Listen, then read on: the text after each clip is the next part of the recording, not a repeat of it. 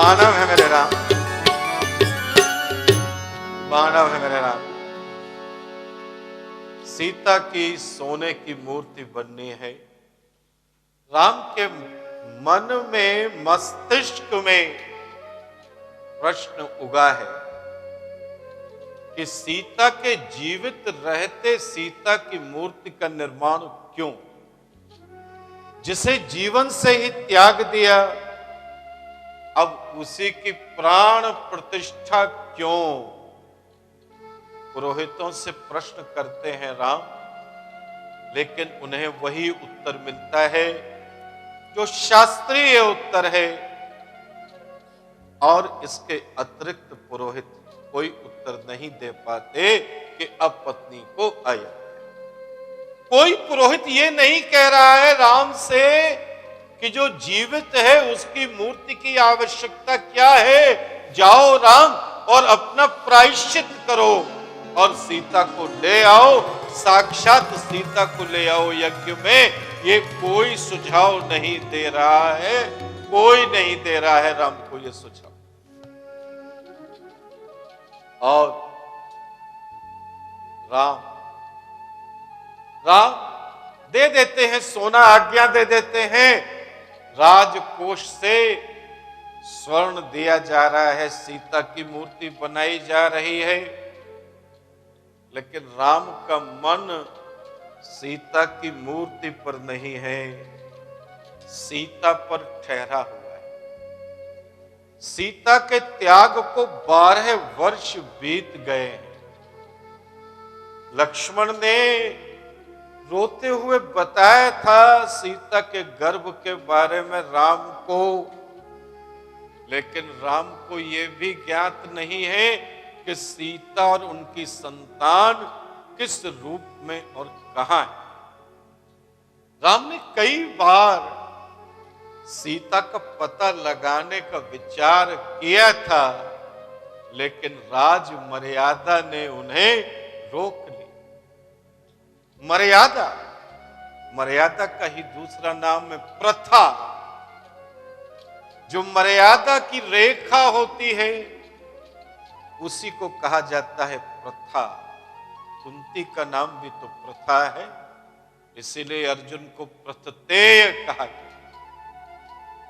और उसी से यह शब्द बन गया कि ऐसी प्रथा चली आ रही। और जो प्रथाएं, परंपराएं अपना अर्थ खो देती हैं, उन्हें ही रूढ़ी कहते हैं। They are called mores, the traditions which loses their meaningfulness, they become the mores। प्रथाएं, मर्यादाएं ये होती हैं, बहुत शुभ है, लेकिन अगर उसका अर्थ उद्देश्य को पूरा नहीं कर रहा है तो ये मर्यादा किस काम की? सीता की खोज करने का अर्थ था राम के लिए स्वयं को कमजोर प्रस्तुत करना,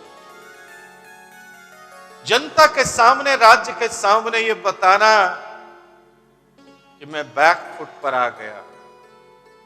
एक सम्राट, चक्रवर्ती सम्राट अगर भावनाओं के अधीन हो जाएगा तो न्याय कैसे करेगा? मेरे राम, न्याय करते समय इसीलिए तो आंखें बंद रखी जाती हैं। कारण क्योंकि आंखें ही तो भावुक दृश्य देखती हैं और फैसले बदल सकते हैं। जो लेडी ऑफ जस्टिस की मूर्ति है उसकी आंखों पर इसीलिए तो पट्टी बांधी गई है। कानून अंधा कहना नेगेटिव सेंस में नहीं, पॉजिटिव सेंस में, क्योंकि कानून, न्याय भाव नहीं देखता, वो तर्क देखता। भाव तर्क विरोधी हैं। राम अब न्यायाधीश है, सम्राट तर्कों से बंधे हैं, मर्यादा से बंधे। राम के अंदर, क्योंकि यहां राम दो हैं, एक राम सम्राट है कौशल के और एक राम राम है। राम के अंदर जो मानव राम है, मेरे राम है, और जो राम मैं तुम्हें सौंप रहा हूं, उस राम के अंदर वैराग्य इतना बढ़ गया है कि प्रकृति कर्म को वो नियति कर्म मान करके करते हैं, लेकिन स्वकर्म की स्मृति उन्हें नहीं रहती। राम ने वाणी को इतना संयमित कर लिया है कि मेरे राम, अयोध्या के राज परिवार के निवासी भी राम के मुंह से शब्दों को सुनने के लिए तरसते हैं। पूरे राज दरबार और राज भवन की भीड़ में राम तो वीरान के सहारे जीते हैं। देखने में राम का जीवन प्रवृत्तिमय है, राजा है, लेकिन वास्तव में उनका जीवन निवृत्ति का साकार रूप। अब आ गए हैं, राम मौजूद हैं अपने पूरे राज परिवार के साथ में नैमिषारण्य में, और इस यज्ञ भूमि में आते हैं लवी कुश। नैमिषारण्य के यज्ञ में ऋषि वाल्मीकि पधारे हैं और लवकुश को साथ लेकर के आए। वाल्मीकि ऋषि ने लवकुश को पूरी रामायण, संगीतमय रामायण सिखा दी है, और लवी कुश रामायण गाते हुए राजकीय शिविर के बाहर से निकल रहे। रामायण गा रहे हैं लवकुश। बच्चे 12-13 साल के बच्चे गा रहे हैं राम कथा, और राम कथा गाते हुए निकल रहे हैं राम के शिविर के सामने।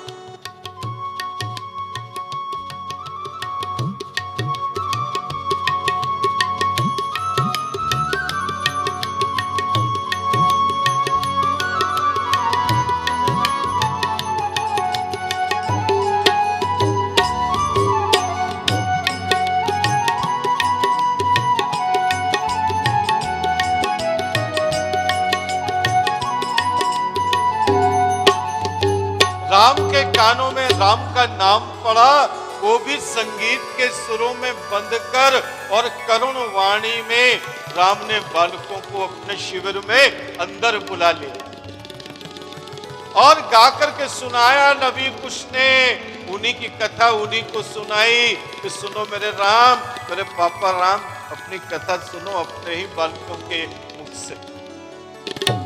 राम बड़े प्रसन्न हुए। राम ने बालकों को स्वर्ण रजत देकर पुरस्कृत करना चाहा, लेकिन लवकुश ने कहा कि वे निवृत्ति मार्गी हैं, आश्रमवासी हैं, उन्हें धन की चाह नहीं, उन्हें धन की आवश्यकता नहीं, उन्होंने नहीं लिया।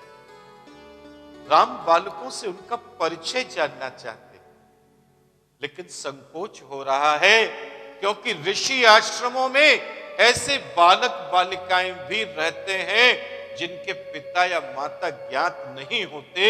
इसलिए राम परिचय पूछकर इन बालकों को दुखी नहीं करना चाहते। और लवकुश को देखकर राम तो जैसे समाधि से जाग उठे। राम बहुत वर्षों बाद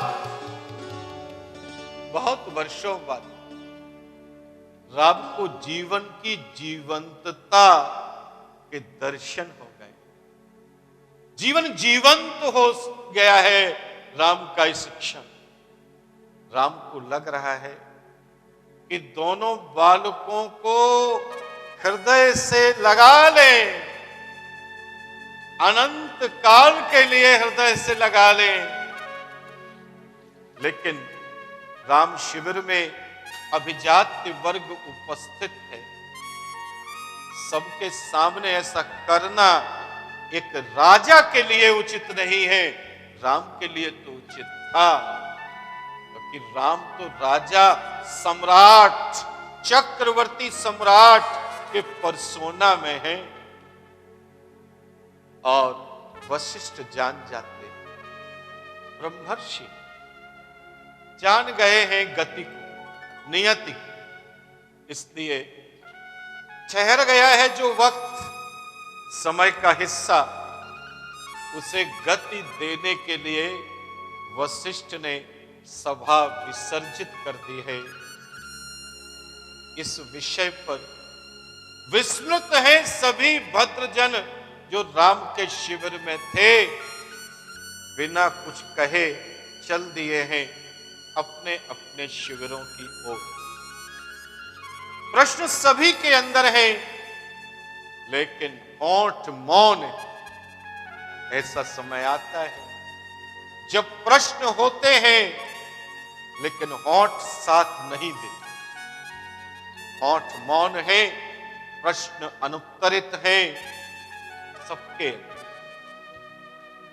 जो हमारा अभिजात्य वर्ग है, एलीट क्लास ऑफ सोसाइटी, अभिजात्य वर्ग की ये विशेषता हो कि वो जल्द ही कोई प्रतिक्रिया नहीं दे, रिएक्शन नहीं दे, और समय की प्रतीक्षा करता है समय की, कि जब समय आएगा तब उत्तर देगा। मानव है मेरे राम, मानव है। नाथ तवानन शशि स्रवत, कथा सुधार घुवेर, श्रवण पुटने मन पान करी, नहीं अघात मति धेर, नहीं अघात मति धेर। मानव है मेरे राम। अब मेरे राम, अब मेरे तुम राम, और वो भी मेरे राम जो नैमिषारण्य में है और अपने काष्ठ कुटीर में चले गए। जो राम का दरबार था टेम्परेरी, जहां सभा लगी हुई थी, वहां से निकले हैं राम और अपने काष्ठ कुटीर में, वुडन हाउस में चले गए। लक्ष्मण चले थे राम के साथ, लेकिन द्वार पर ठिठक गए हैं। वो देख रहे हैं राम की मनोदशा, इसलिए ठिठक गए हैं और देख रहे हैं कि राम अगर कहें तो अंदर आए। ऐसा कर रहे हैं लक्ष्मण। राम ने लक्ष्मण को अंदर आने के लिए कहा नहीं, और लक्ष्मण यज्ञ की तैयारियां देखने के बहाने यज्ञ भूमि में चले गए। अकेला छोड़ना चाहते हैं राम को लक्ष्मण कुछ समय के लिए। लक्ष्मण को कोई टोकने वाला नहीं है, बहाना तो वो किससे करेंगे? खुद से, स्वयं से बहाना किया है लक्ष्मण ने अपने को बहलाने। शत्रुघ्न अपलक दोनों बालकों को देखते रहे थे जब वो गा रहे थे राम कथा। ये शत्रुघ्न ही तो एकमात्र ऐसे रघुवंशी हैं जिन्होंने लव कुश को पहले से पहचान रखा है। मेरे राम, फिर वही बात, पहचान तो रखा है, जाना नहीं है अभी। कई बार ऐसा घटता है, किसी से बात हो रही होती है, कोई संदर्भ आता है, तो दूसरा व्यक्ति कहता है कि हाँ सुना तो है। क्या सुना है, इसके बाद उत्तर मौन हो जाता है। यही तो हमारे कमजोरी है कि हम दावा करते हैं कि हम जानते हैं, किसी व्यक्ति को जानते हैं या किसी घटना को जानते हैं, लेकिन जानने के साथ पहचानते कहां हैं। और जो जानने के साथ पहचान जाता है वही उत्कृष्टता की सीढ़ियों पर आगे बढ़ जाता है। शत्रुघ्न बालकों को जानते तो पहचानते तो हैं, जानते नहीं है मेरे राम, जानते नहीं। और राम अपने काष्ठ शिविर में है और सोच रहे, स्वयं सोच नहीं रहे हैं, विचार नहीं कर रहे हैं। भाव स्वयं ही एक के बाद विचार बनकर के आते और जाते। सीता ऋषि वाल्मीकि के आश्रम में, वाल्मीकि का आश्रम यानी बिठू कान, और राम सीतापुर में गोमती के किनारे नैमिषारण्य, नीमसार भी कहते हैं। बहुत लंबी दूरी नहीं है दोनों स्थानों के बीच। राम सोचते हैं कि दिवस भर की अधिकतम यात्रा में वो ब्रह्मावर्त पहुंच जाएंगे। राम का तन तो इस समय नैमिषारण्य में है, लेकिन मन ब्रह्मावर्त पहुंचा है। और राम का तन भी सीता के पास जाने के लिए मचल रहा है मेरे राम। लेकिन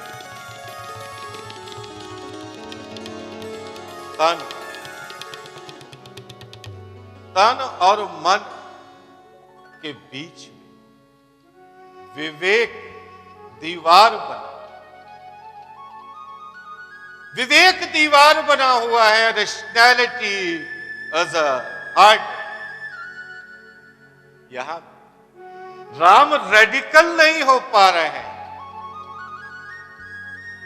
प्रिया के लिए राज्य और अपनी मर्यादा के परसोना को दांव पर नहीं लगा पा रहे हैं राम।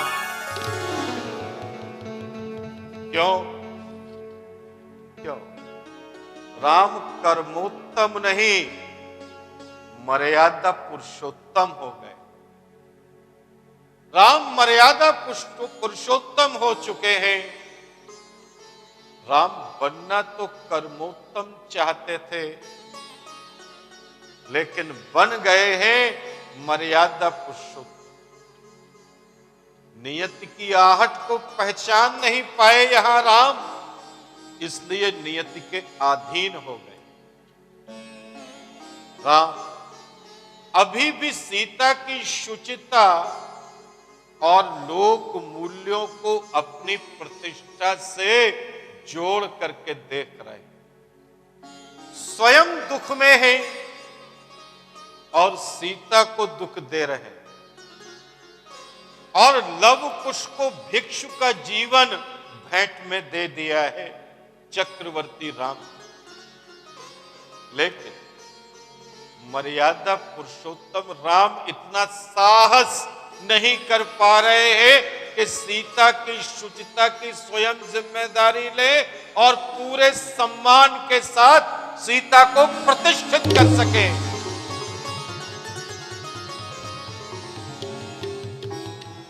राम समाज और मर्यादा से भयाक्रांत हैं, डरे हुए। जब किसी मानव के मस्तिष्क पर कोई एक सिद्धांत हावी हो जाता है तो वो मानवीय मूल्यों को विस्मृत कर देता है।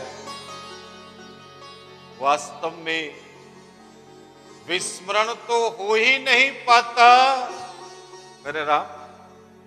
विस्मरण का भ्रम अपना आवरण बना लेता है। राम अंदर से सीता सहित हैं, लेकिन प्रदर्शन सीता रहित होने का है। मर्यादा के पर्दे के पीछे है राम, और उस पर्दे के बाहर है चक्रवर्ती सम्राट मर्यादा पुरुषोत्तम। राम स्वयं को नेपथ्य से बाहर नहीं ला पा रहे, पर्दे से बाहर नहीं ला पा रहे। आंसुओं ने राम को इतना भिगो दिया है कि भूमि, काष्ठ कुटीर की भूमि भी गीली हो रही है। और तभी लक्ष्मण काष्ठ कुटीर के दरवाजे पर थप थप करते, दस्तक देते। राम स्वयं को व्यवस्थित कर लक्ष्मण को आने के लिए कहते हैं। लक्ष्मण बताते हैं कि ऋषि वाल्मीकि के आश्रम से एक ब्रह्मचारी आए हैं और आपके लिए कोई संदेश लाए। ब्रह्मचारी को लक्ष्मण अंदर लाते हैं। बड़ा संक्षिप्त सा संदेश है। ऋषि वाल्मीकि ने भेजा है राम के लिए। वाल्मीकि ने कहलाया है कि सीता एक बार फिर अग्नि परीक्षा के लिए तैयार। राम अवाक रह जाते हैं। राम कारण है कि वे स्वयं ऐसा ही संदेश अपने एक दूत के माध्यम से ऋषि को पहले ही भेज चुके हैं। राम अपना संदेश ब्रह्मचारी को भी दे दे। संदेशों का आदान प्रदान है। जो सीता ने सोचा है पिठूर में, और वाल्मीकि अपने मानस पिता को बताया है, वही राम ने भी सोचा। सीता भी वही सोच रही, राम भी वही सोच रहे हैं। यानी दोनों में समानता है। न कोई इतना बुरा है, न कोई इतना ज्यादा भला है। भले और बुरे के बीच का अंतर ही मिट गया है। राम भी चाहते हैं सीता को साकार साक्षात कौशल राज्य की राज महिषी के रूप में, और सीता भी चाहती है राम को, और राम को चाहने के साथ सीता को प्रमाणित करना है अपने को कि वो कलंकिनी नहीं। राम से ज्यादा विचलन तो सीता के अंदर। राम तो अपना निर्णय देकर के हीरो हो गए, नायक हो गए। राम की तो प्रशंसा है। पुरुष जब स्त्री को प्रताड़ित करता है तो प्रशंसनीय हो जाता है। ये हमारी समाज की रीत चले आई। और स्त्री जो प्रताड़ित होती है पुरुष से, वो जो प्रताड़ित होती है वही कलंक का आधार भी बनती। शास्त्रों ने कह दिया कि स्त्री तो क्षेत्र है, भूमि। बहुत अच्छी बात है। लेकिन बदल दिया उसको पौराणिकों ने। शास्त्र ने कहा स्त्री तो भूमि है, क्षेत्र है, इसलिए उसका कोई भी दोष किसी भी क्रिया में है ही नहीं। दोष है तो पुरुष का है कहीं। लेकिन मर्यादा ने क्या किया कि सारा दोष दे दिया स्त्री को और पुरुष को दोष मुक्त कर दिया। ये कैसी रीति बनी।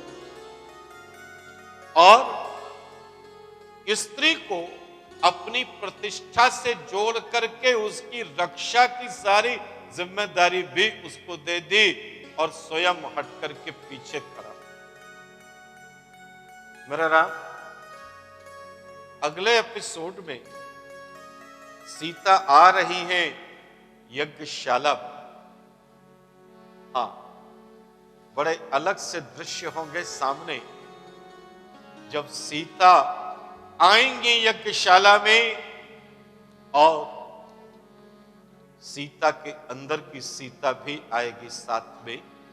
मानव है मेरे राम, मानव है। भगत हे तू भगवान प्रभु, राम धरे वो तनु भू, किए चरित पावन परम, प्राकृत नर अनुरूप, प्राकृत नर अनुरूप।